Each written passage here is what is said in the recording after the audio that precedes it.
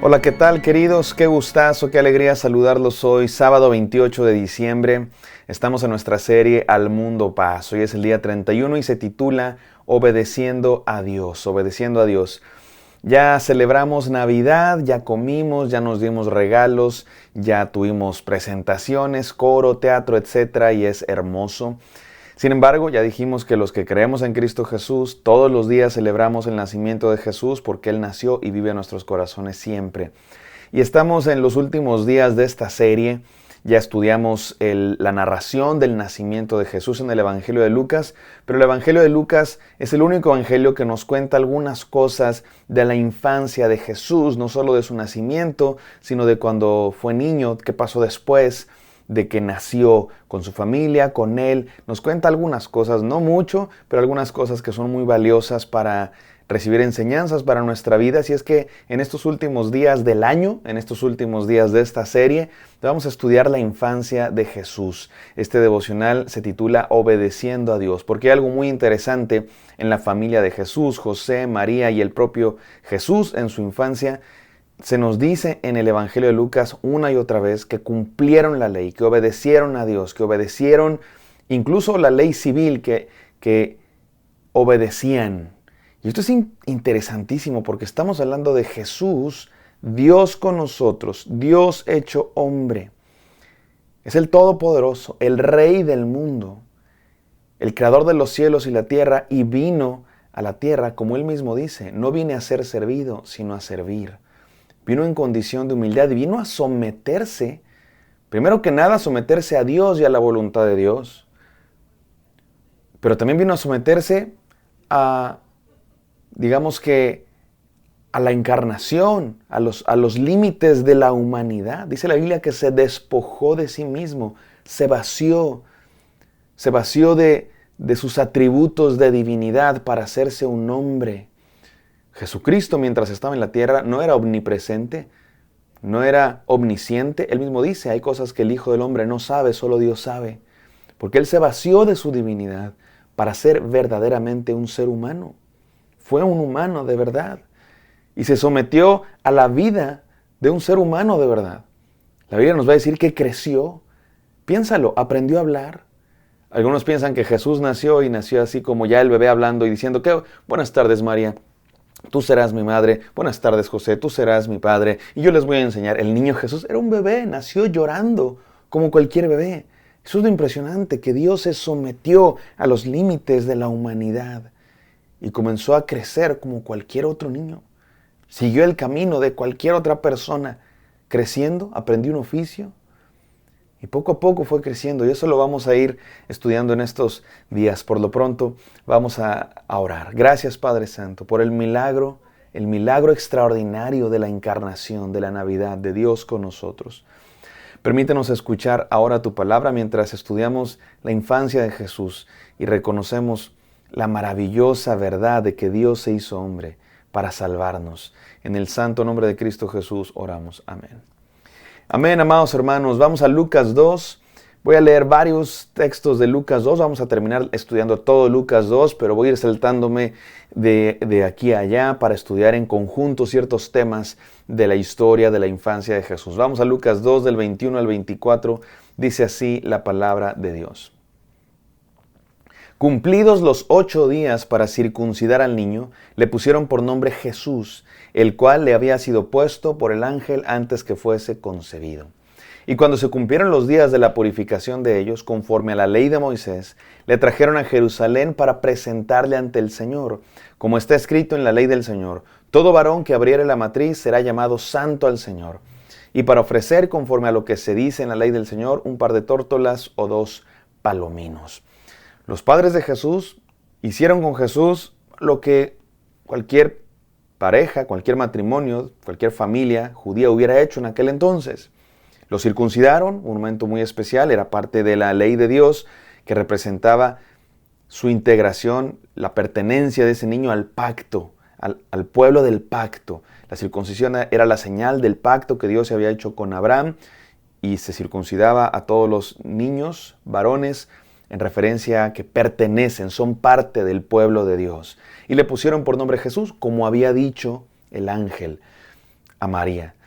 Todo esto nos está mostrando a José y María como gente que se somete a la ley de Dios, que obedecen las instrucciones de Dios. Y luego lo presentan delante de Dios en el templo, como marcaba también la ley de Dios, que todos los primogénitos tenían que ser presentados y tenían que ofrecerse un sacrificio en una especie de sustitución, porque Dios había dicho que todos los primogénitos tenían que ser entregados a Dios, consagrados a Dios como sacerdotes. Después los levitas ocuparon esa posición, pero todos los primogénitos sus padres tenían que ofrecer una ofrenda en sustitución por esa vida que le pertenecía a Dios. Tenía que ofrecerse un cordero, en el caso de las familias pobres, como parece que eran José y María, un par de tórtolas o palominos, un ave, que era más barato. Y José y María están cumpliendo con la ley de Dios, están obedeciendo lo que el ángel les había dicho, también están obedeciendo, como ya habíamos dicho, sus responsabilidades civiles. Básicamente se nos presenta la familia de Jesús, José y María y el propio niño Jesús, como una familia de obediencia. Sigue diciendo el versículo 39. Después de haber cumplido con todo lo prescrito en la ley del Señor, volvieron a Galilea, a su ciudad de Nazaret. Y el niño crecía, esto es impresionante, es Jesús, es el Hijo de Dios, es Dios con nosotros. Y nos dice la palabra que el niño crecía, se fortalecía, se llenaba de sabiduría y la gracia de Dios era sobre él. Y me voy a saltar hasta el versículo 52, el final del capítulo 2, que dice así: y Jesús crecía en sabiduría y en estatura y en gracia para con Dios y los hombres. Jesucristo crecía. Era un niño que iba creciendo, un bebé que iba creciendo, aprendiendo cosas. Me parece fascinante. Mis amados hermanos, la Navidad nos habla de una doctrina muy básica de la fe cristiana, la doctrina de la encarnación. ¿Qué es la doctrina de la encarnación? Nuestra creencia, la fe en que Dios se hizo hombre, tomó carne, el Verbo se hizo carne. Y fue algo verdadero. No es una apariencia, no es como que Dios se disfrazó, o no es como que Dios descendió en una especie de holograma, se apareció. No, de verdad se hizo carne.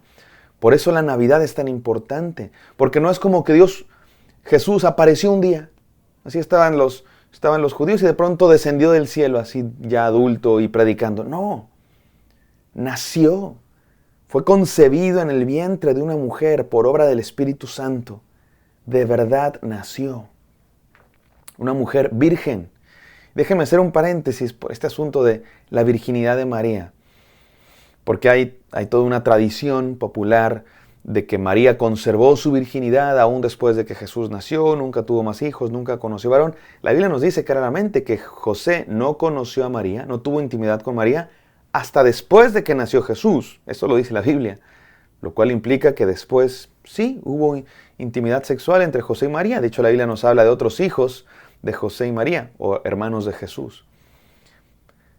Y creo que esta idea de la virginidad perpetua de María tiene que ver con una idea equivocada que tiene el ser humano, de que el sexo es malo, la sexualidad es mala. Y no tiene que ver con eso la virginidad de María. La virginidad de María no tiene que ver con que el sexo es malo. Como que solo una mujer virgen, casta y pura podría concebir a Jesús. No tiene que ver con eso, porque el sexo no es malo, el sexo es creación de Dios. Tiene que ver con que fue una intervención de Dios para que Jesús naciera. No hubo intervención humana. Fue un milagro de Dios que creó la concepción de Cristo Jesús. Con eso tiene que ver la virginidad de María, no con el hecho de que el sexo es pecado. Fue un milagro de Dios. El milagro de la encarnación en el vientre de María en un bebé de verdad, un ser humano, que de verdad era ser humano, verdaderamente Dios y verdaderamente humano. No era menos humano que los demás, era igual de humano que todos, pero sin pecado. Y comenzó a crecer, comenzó a aprender, dijo su primer palabra, comió mantequilla y miel, lo que comían los niños en aquella época, diríamos el día de hoy. Bueno, seguramente fue amamantado por María y comenzó a crecer como un niño normal. Es absolutamente impresionante, mis queridos hermanos. Y déjenme terminar con estas 3 enseñanzas. ¿Qué nos enseña la encarnación de Dios? Primero que nada, nos enseña que Dios se hizo hombre para estar entre nosotros, para ser uno de nosotros. La encarnación nos enseña que Dios está con nosotros, por nosotros, que nos entiende. Dios no tenía que hacerse hombre para entendernos. Él nos entiende porque es todopoderoso y todo lo sabe. Pero Dios se hizo hombre para que nosotros sepamos que nos entiende.